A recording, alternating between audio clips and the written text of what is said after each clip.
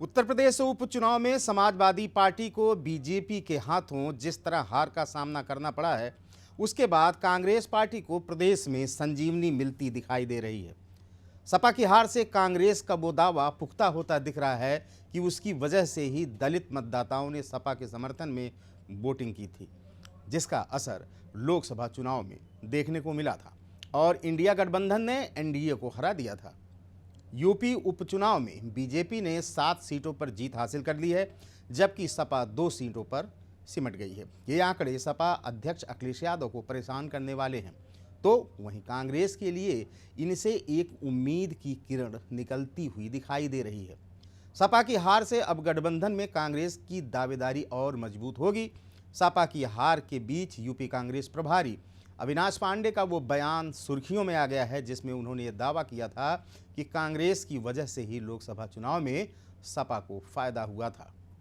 Congress party और राहुल गांधी ने जिस तरह से प्रदेश में संविधान और आरक्षण का मुद्दा उठाया, उससे दलित मतदाताओं का रुझान इंडिया गठबंधन की ओर हुआ था और दलितों ने खुलकर इंडिया गठबंधन के पक्ष में वोट दिया था।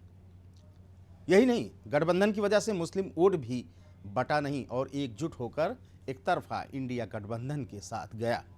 सियासी जानकारों का मानना है कि सपा की हार यूपी में कांग्रेस को अपना पैर जमाने में मदद करेगी। वहीं सपा पर भी दबाव बनेगा, जिसका असर 2027 के विधानसभा चुनाव में देखने को मिल सकता है।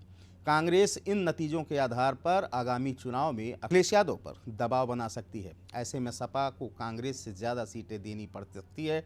कांग्रेस ये कह सकती है कि यूपी उपचुनाव में सपा हार गई क्योंकि कांग्रेस ने अपने प्रत्याशी नहीं उतारे थे। बता दें कि लोकसभा चुनाव में सपा कांग्रेस ने इंडिया गठबंधन के तहत मिलकर चुनाव लड़ा था। इस चुनाव में सपा को 37 और कांग्रेस को 6 सीटों पर जीत मिली थी, जबकि बीजेपी 33 सीटों पर ही जीत हासिल कर पाई थी। इसके बाद उम्मीद थी कि यूपी उपचुनाव में भी कांग्रेस और सपा मिलकर चुनाव लड़ सकते हैं, लेकिन ऐसा नहीं हुआ।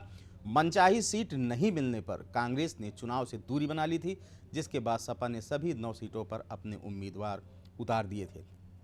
खबर में बस इतना ही। बने रहे अनादि टीवी यूपी के साथ। शुक्रिया, धन्यवाद। अगर आप इस वीडियो को YouTube पर देख रहे हैं तो चैनल को सब्सक्राइब करें और बेल आइकन दबाना ना भूलें। अगर Facebook पर देख रहे हैं तो चैनल को लाइक करें।